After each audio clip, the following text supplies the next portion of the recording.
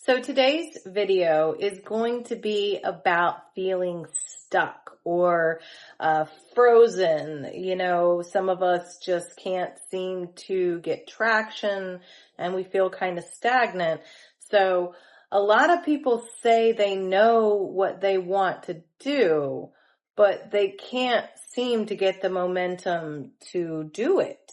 So what happens, Solara, in the body when too much input pushes the nervous system into freeze instead of action?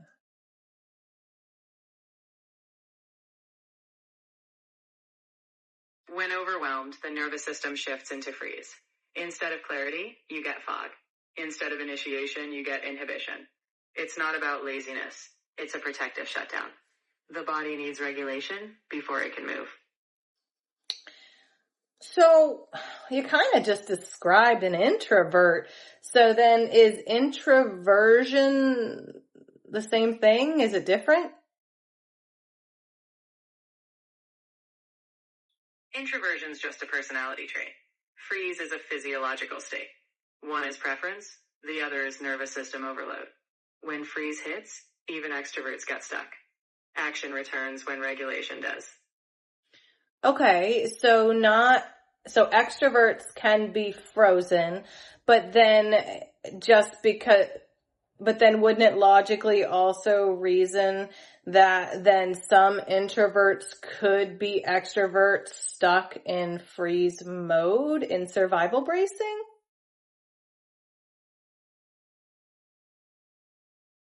Not quite.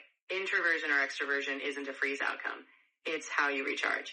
But any nervous system, introvert or extrovert, can freeze when overwhelmed. So it's not about personality. It's about capacity. Okay, so the way they present can appear similar, but the desired outcome is what's different.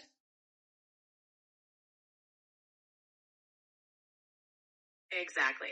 The surface might look similar, quiet or withdrawn, but introverts are just recharging, while freeze is a stress response.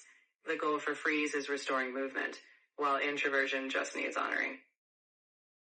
So we're really kind of talking about the survival mechanism of fight, flight, or now we understand there's also freeze as an option as well. And, fight and flight have been recognized for a long time because those are actions. We see that. But now we're starting to talk about freeze as also a nervous system reaction, and sometimes we get stuck there. Is there any more information that you can give us on the fight, flight, or freeze mechanism?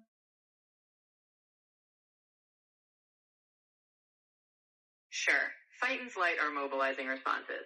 You move toward or away. Freeze, though, is immobilization. It's the nervous system's last resort when action feels impossible. Knowing this, we can gently help the body out of freeze, step by step toward embodied action. So you end up in freeze when you feel you don't have an action to relieve the stress. So is that why we're seeing it more and more in our population? Because people just feel like they don't have any options?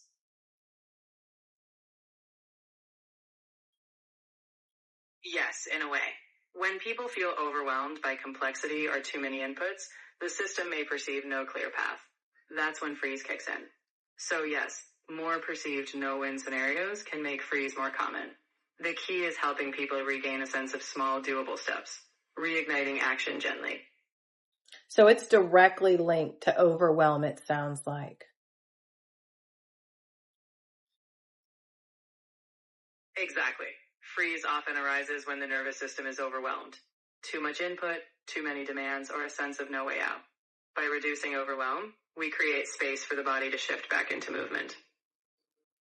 So if somebody feels this way right now, they feel kind of frozen, they don't know what the next right action to take is, what would be helpful for them to understand right now?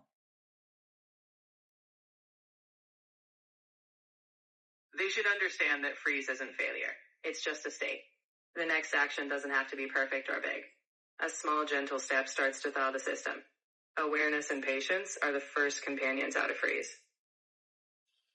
Wonderful. So baby steps, guys. That's how everybody starts to move forward. That's okay.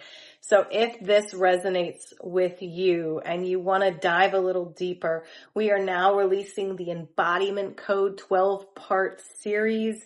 Jump on over to that playlist and you can start with episode 1. We're talking about how consciousness lands in the body and how we can get in touch with our body to actually start living the life that we always wanted to and being the person that we always knew we were. So Laura, would you like to say goodbye and thank our Wayfinders for being here?